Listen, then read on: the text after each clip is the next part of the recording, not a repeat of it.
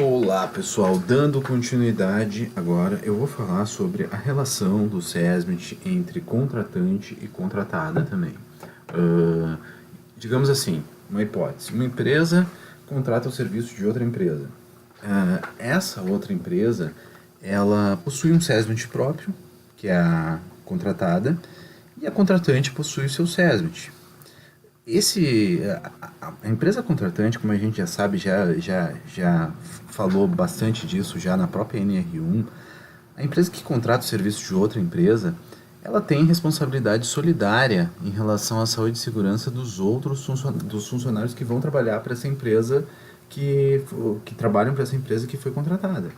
Então, o SESMIT da minha empresa, que contratou o serviço de outra empresa, ele tem que participar, ele tem que atender essa empresa que foi contratada, até por uma questão, se acontecer um acidente nessa empresa que foi contratada, o meu SESMIT, ele tem também essa responsabilidade, minha empresa ela vai ter essa responsabilidade.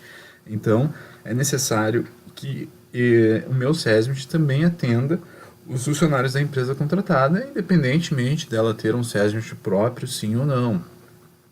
E se essa empresa tem um SESMIT próprio, esse SESMIT próprio da empresa que foi contratada, ele também vai atender esses funcionários lá no estabelecimento, quando for necessário lá no estabelecimento da contratante, e esse SESMIT ele pode estar centralizado também. Caso essa empresa que foi contratada trabalhe em outros estabelecimentos, como a gente pode ver aqui nos círculozinhos vermelhos, né? Digamos aqui, são todos os estabelecimentos que a empresa contratada efetua suas atividades, ela pode ter um SESMIT centralizado que vai atender todos esses estabelecimentos. E no estabelecimento onde está a empresa contratante, que contratou o serviço, ela também vai estender o seu SESMIT para atender a empresa contratada também. Inclusive, quando tu contrata o serviço de uma empresa, é necessário que tu dê o treinamento para essa empresa, para ela dê o treinamento para ela ter noção dos riscos químicos, físicos. Isso aí está estabelecido no NR9. Sempre que tu contrata o serviço de uma empresa que vai efetuar atividades no seu estabelecimento, tu tem que dar noção dos riscos que essa empresa vai ter. Tu tem que informar os riscos que existem dentro da tua unidade para essa empresa que foi contratada poder colocar isso no PPRA dela. Então isso é necessário. Então essa relação ela está bem descrita no item 4.5 e 4.5.1 da nossa NR4. Agora o caso de SESMIT comum. O SESMIT comum é um SESMIT que sempre é necessário um acordo coletivo do trabalho, é um preceito geral desse SESMIT comum. Ele é organizado pelas empresas, pelo sindicato patronal e essa associação de categoria econômica. Então, os empregados assistidos por esse SESMIT comum, eles não integram a base de cálculo do SESMIT das empresas participantes. Digamos assim, eu tenho 4 empresas e alguns desses funcionários aí, a partir de um acordo coletivo de trabalho, sindicato patronal junto, que desempenham determinado tipo de atividade, eles organizam um SESMIT comum, né? Esse SESMIT comum ele é custeado pelas empresas e a partir do momento que eles estão sob a tutela desse SESMIT comum, não é necessário, por exemplo, que o SESMIT que já havia nessas empresas contabilize o número de funcionários que estão assistidos pelo SESMIT comum. É basicamente o seguinte: se um funcionário é assistido por um SESMIT, não tem por que ele ser assistido por um outro SESMIT, ele não precisa ser assistido por 2 SESMITs ao mesmo tempo. Então, isso aí pode acontecer. Esse é o caso do SESMIT comum e esse é o conceito geral do SESMIT comum. Ele é um SESMIT que é estabelecido um acordo, é necessário um acordo coletivo do trabalho, ele tem a responsabilidade, esse acordo coletivo do trabalho é em relação aos representantes, os trabalhadores, os sindicatos patronais, a associação de categoria econômica que organizam esse SESMIT. Ele é semestralmente avaliado pela Delegacia Regional do Trabalho ou de acordo com a periodicidade que já é estabelecida no próprio acordo coletivo de trabalho de como ele vai ser avaliado esse SESMIT. Então, ele pode ser gerido por instituição oficial ou empresas privadas e os SESMITs das empresas podem utilizar os serviços do SESMIT comum desde que arquem com os custos. Por exemplo, a minha empresa tem um SESMIT e alguns dos meus funcionários eles estão sendo atendidos pelo SESMIT comum. eu preciso de um engenheiro de segurança e o engenheiro de segurança está no SESB comum. Eu posso utilizar o engenheiro de segurança do SESB comum, desde que eu arque com os custos do salário desse funcionário aí, enquanto ele estiver executando as atividades dele dentro da minha empresa, atividades relacionadas à saúde e segurança do trabalho. Isso pode acontecer, e esse é o conceito geral do SESB comum. Outro caso de SESB comum entre empresas contratantes e contratadas. Por exemplo, tem uma empresa que contrata o serviço de uma outra empresa. Essa empresa que contratou o serviço, ela não necessita de SESMIT, de acordo com o quadro 2 e a classe de risco CNAE que ela possui. Ela não tem que dimensionar um SESMIT. Só que, quando ela contrata essa outra empresa, a contratante, ela também não precisa de um SESMIT. Porém, fazendo o somatório do número de funcionários da contratante e o número de funcionários da contratada, acaba acontecendo que essa empresa passa a necessitar de um SESMIT, devido ao grau de risco, e o quadro 2 passa a ser atendido, e com isso, de acordo com o número de funcionários que aumentou, junto com os funcionários da empresa contratada, é necessário estabelecer um SESMIT, porque o quadro 2 da minha NR4, para aquele número de funcionários, começou a estabelecer que para essa ocasião é necessário um SESMIT. Porém, claro que como se trata de empresas diferentes, não tem a obrigatoriedade legal esse SESMIT, porque não são as mesmas empresas. Mas eu posso, a partir de um acordo coletivo do trabalho, seguindo aqueles moldes que eu já expliquei, com o sindicato patronal, pode acontecer de um SESMIT ser organizado para atender essas duas empresas. E esse é um SESMIT comum entre contratantes e contratadas. E o dimensionamento é o mesmo, o número de funcionários, confere o quadro 2, junto com o grau de risco, e estabelece quantos técnicos de segurança vai ter que ter dentro dessa empresa, quantos engenheiros de segurança vai ter que ter, quantos médicos do trabalho, quantos enfermeiros do trabalho. Seguindo adiante, a gente tem um outro exemplo de SESMIT comum, que é para mesmo município ou municípios limítrofes. Municípios limítrofes é, por exemplo, tem uma cidade, por exemplo, Porto Alegre, ela é limítrofe com Canoas, com Viamão, com Alvorada, com, se eu não me engano, com Cachoeirinha também, com Gravataí. Então, sendo limítrofe com esses municípios e tendo empresas, por exemplo, de mesma CNAE, mesma classe de risco, essas empresas, apesar de serem empresas diferentes, um SESMIT comum pode ser organizado a partir de acordo coletivo de trabalho para essas empresas, né? Os estabelecimentos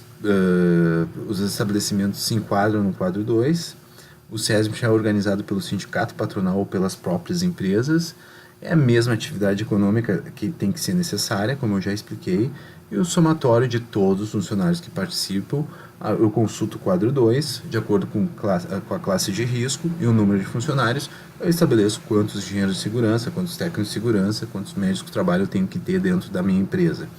E ele pode ser estendido a empresas cujos estabelecimentos não se enquadram no quadro 2 também. Eu posso também ter empresas que não se enquadram no quadro 2 e estabelecer esse SESMIT também para elas e estender para elas, somando também o número de funcionários dessas empresas. Um outro exemplo, um SESMIT comum para mesmo polo industrial, né? Eu tenho, por exemplo, um polo industrial, todas as cidades, principalmente as cidades de capitais, existem polos industriais, que são local onde fica as indústrias, geralmente já recebem um próprio nome, bairro das indústrias, a rua tal é a avenida das indústrias. Isso acontece em várias cidades, né? E como é que funciona esse SESMIT? É o grau de risco pela atividade econômica que empregue um maior número de trabalhadores. Então, digamos assim, eu tenho uma empresa que emprega o maior número de trabalhadores e o grau de risco dessa empresa é grau de risco 3. Mais de 50% dos trabalhadores estão nesse grau de risco. E tem umas outras 5 empresas que empregam o menor número de trabalhadores, mas o grau de risco delas é um grau de risco 2. Não interessa, o SESMIT ele tem que ser organizado, ele tem que ser criado em função da empresa que emprega maior número de trabalhadores. As empresas podem ter atividades econômicas diferentes, nesse caso, é o único caso de SESMIT comum que as empresas podem ter atividades econômicas diferentes, e o dimensionamento se dá pelo somatório do número de todos os empregados e a consulta do quadro 2 da nossa NR4. Em função da classe de risco e do número de funcionários vai ser estabelecido quantos engenheiros de segurança, quantos médicos de trabalho e quantos técnicos de segurança eu tenho que ter dentro dessa empresa. Um outro exemplo é o exemplo do SESMIT sazonal, né? Empresas que trabalham em regime sazonal. Por exemplo, aqui no sul a gente tem a época de inverno, que é uma época fria. E a gente tem empresas que são responsáveis por parques aquáticos, por exemplo, que tem muitos funcionários. E aí o que acontece? Eu só vou funcionar ali em torno dos meses de novembro a março, o máximo possível abril, entendeu? Então, eu não vou funcionar fora desses meses. E aí como vai ficar a situação do meu SESMIT? Porque eu só vou ter funcionários trabalhando nessas datas. A mesma coisa acontece para o setor de agricultura. A época da safra, eu vou ter funcionários trabalhando. Fora da época da safra, não vai haver necessidade de tantos funcionários trabalhando. Então, para fazer o cálculo e dimensionamento desse SESMIT, eu faço a média aritmética de empregados no ano civil anterior. Então, ou seja, eu vou formar um SESMIT para o ano de 2019, eu tenho que pegar a média aritmética do número de funcionários que trabalharam no ano de 2018, de janeiro a dezembro, e com base nessa média aritmética de janeiro a dezembro do ano de 2018, eu dimensiono o meu SESMIT de acordo com o quadro 2, classe de risco e média de número de funcionários do ano de 2018 para 2019.